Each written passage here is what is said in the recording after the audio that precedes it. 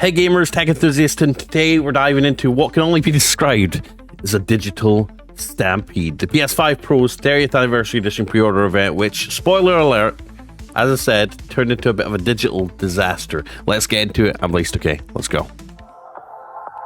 Let's go.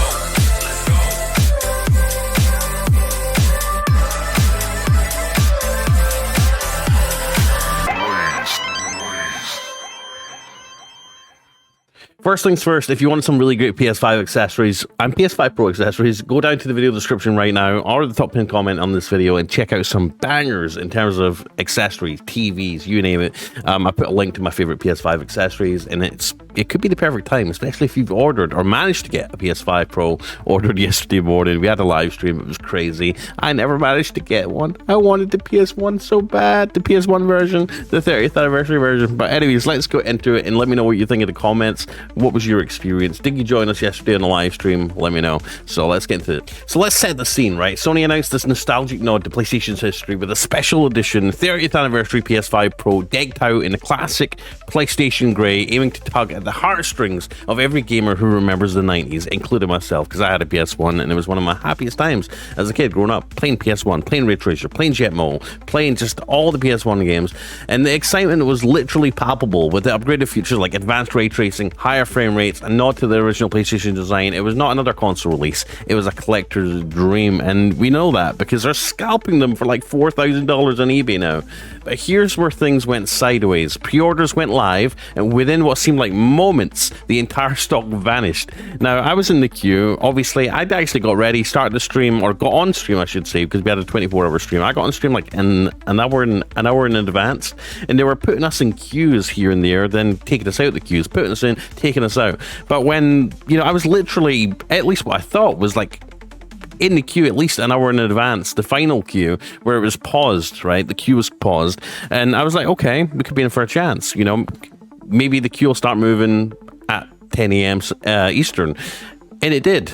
As soon as that page flipped, it gave me the dreaded over an hour wait to get in to buy the 30th anniversary. So a couple of people, including my friends Mark, you'll remember him on the stream helping us out, answering a lot of questions, helping people. He got in like instantly. His started off at a minute, or didn't he, like under a minute, and then he got in and was able to buy it.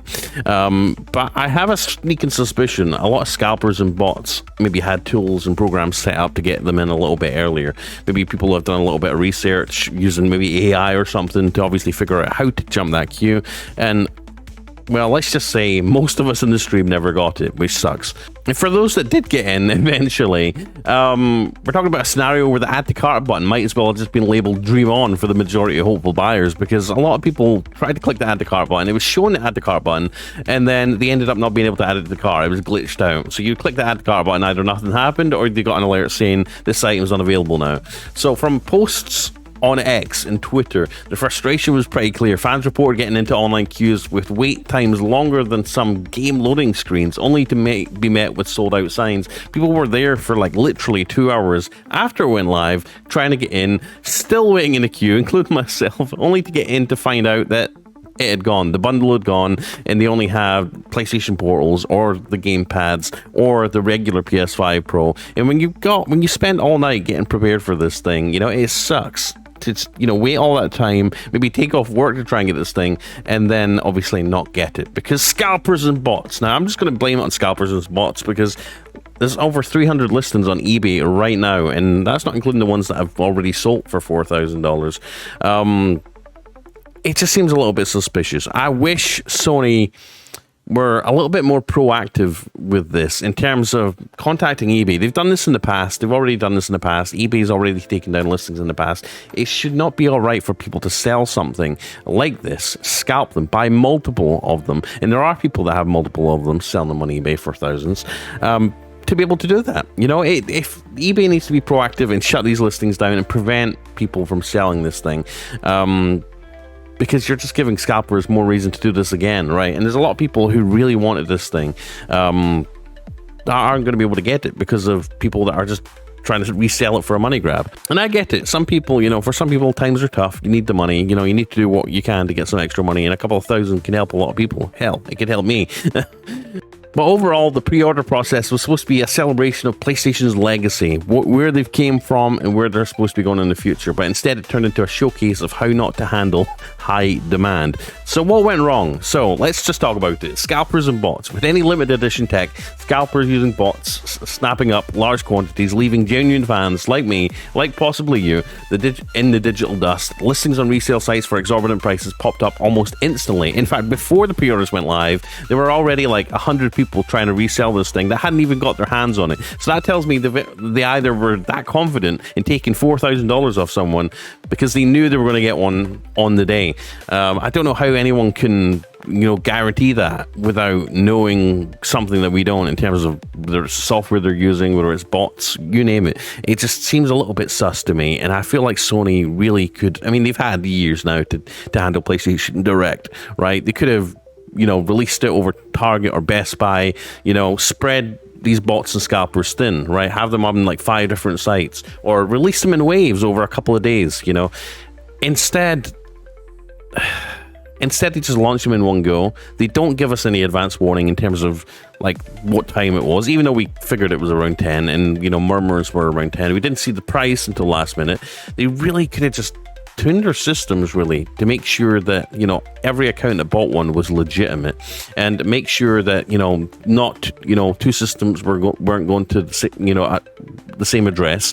If they're going to make something really limited like this, they need to make sure under every circumstance that they've got that covered in terms of making sure that, the same people don't keep buying this thing multiple times in different accounts, or even the same cards. And I also have a feeling, the stock levels were pretty bad. 12,300. Sony might have been underestimating the demand for this thing, because let's be honest, the demand for the PS5 Pro wasn't up there as it was, right? And not a lot of people, including myself, could justify it. But this PS1 edition, a lot of people wanted this thing. So to make 12,300, knowing that, and seeing the buzz after it, it really bums me out that they sort of failed us in terms of understanding the demand for this thing, right? They really should have made more.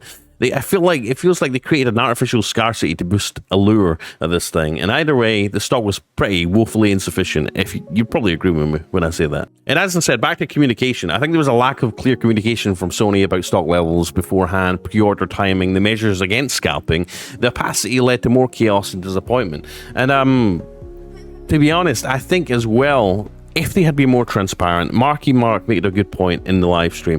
He said, a lot of people were saying, oh, by them not telling us the price, by them not telling us the exact time or being fully transparent about this thing, it's helped give everyone a chance against scalpers.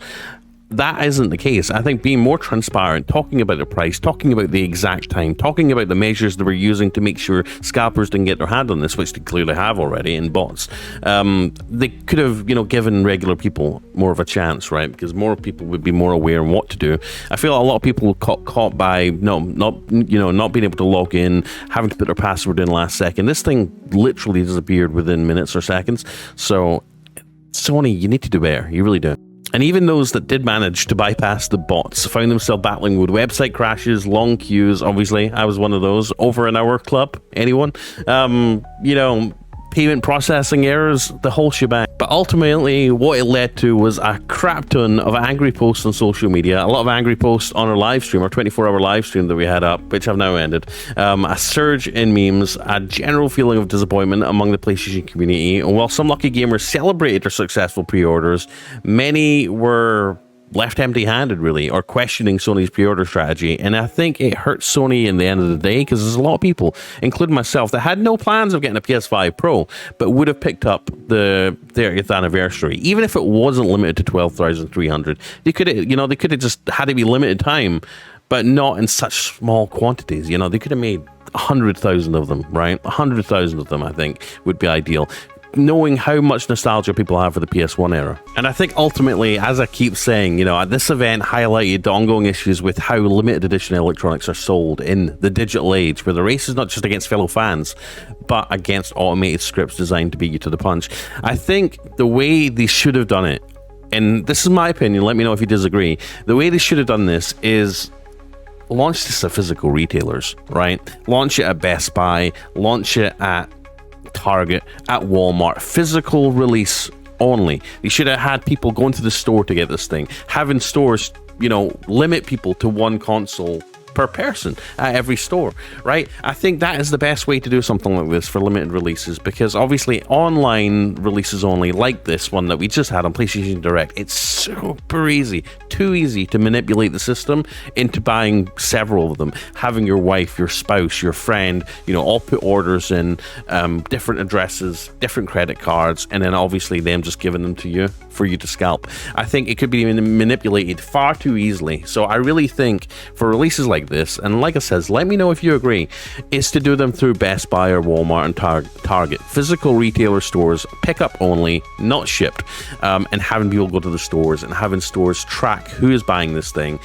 You know, I think that adds a step that scalpers, these neckbeards, forgive myself, I'm a little bit of a neckbeard too, sitting at home, you know, having this whole thing planned out in advance, and just buying like 5 of them, or using friends, family to buy several of them. I think it's just a really crappy way of doing it. I think the best way, at least from what I experienced back in 2020 when the PS5 first came out, and it was super hard to get your hands on one, is by doing physical releases. Belk, remember Belk on the US East Coast? You know, people having local stores, Target, like plus it was more fun going to Target in the morning, pre-ordering it first thing in the morning, morning drop, and then, you know, getting that email from Target saying your pickup's ready. That sort of experience is what we want back. That's what this should have been and it peeves me off, even though, to be honest, I didn't need a PS5 Pro. I really wanted that 30th anniversary. A lot of us did. It's probably saved me from myself, to be honest, what happened.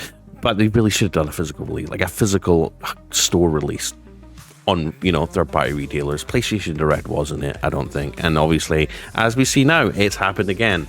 Limited release, 12,300 units, all gone in a matter of seconds. And now we've got hundreds, literally hundreds, probably thousands of listings popping up on eBay. Literally, the number of listings, there's like literally listings going up all the time. And I'm seeing a consistent number of about 250 listings.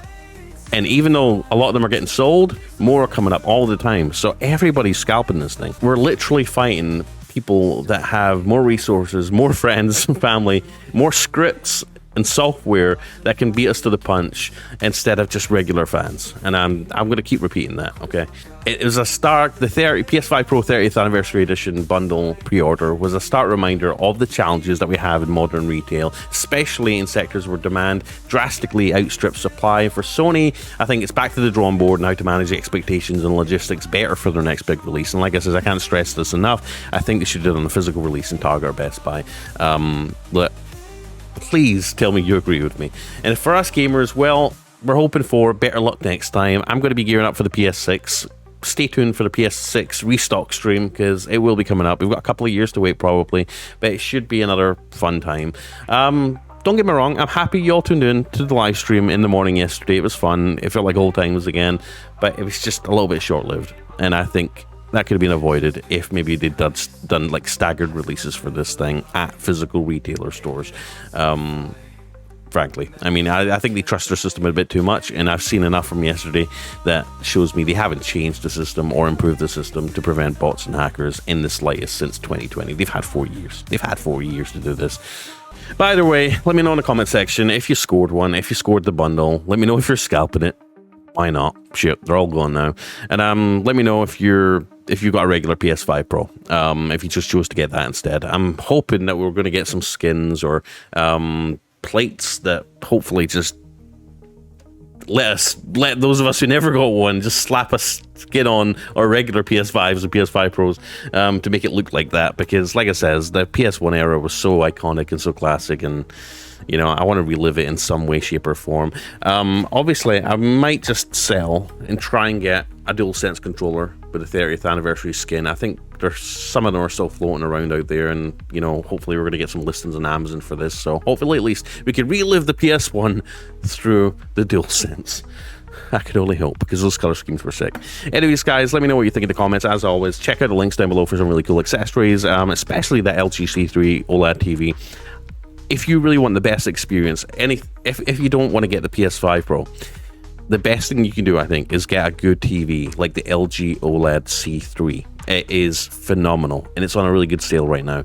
I'll put the links down below in the video description. You can buy it off Amazon. It comes in a couple of days shipping.